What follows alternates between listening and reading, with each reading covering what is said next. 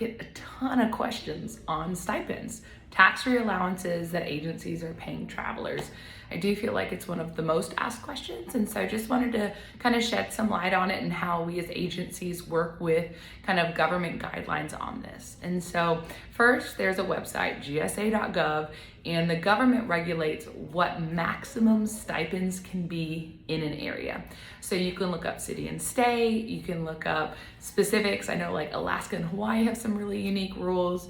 And so us as a company, we follow that, right? Every year there's some changes to it, something that has to be on our radar.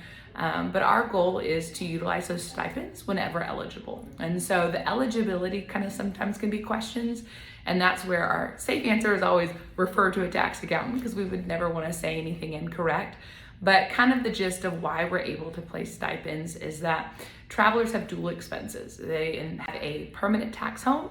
They are taking an assignment on a job, thus they are duplicating expenses, both for their lodging and their meals. And so the government allows us to pay a portion of the pay as stipends to help with those costs. So to set up housing and those meals out because you don't have access to the at home. And so us as a company, we want to pay that as much as possible. Of course, there's guidelines in it. We have to have, it is a pie, right? Sometimes the rate that's the most we can pay for housing in this specific area and portion into it. And then that's where we always say to the traveler, it's your choice. If for some reason it's not the right fit, we'll keep checking.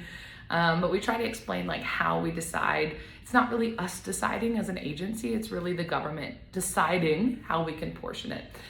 Sometimes I'll get asked still about the 50-mile rule. I'm old enough that I used to actually kind of see that.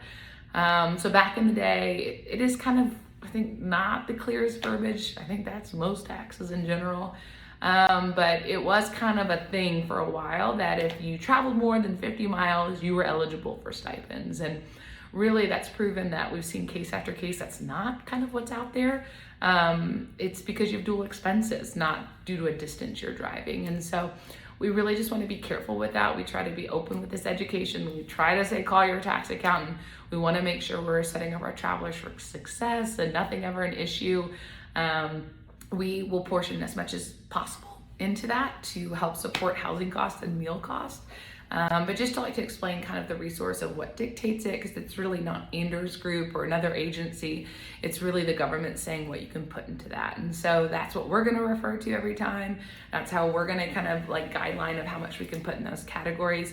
So just again, wanted to share that gsa.gov and kind of how it's derived and kind of how it's interpreted with agencies across. So appreciate you sticking through a tax conversation, but hopefully a helpful resource for you. We sure appreciate our travelers living the dream.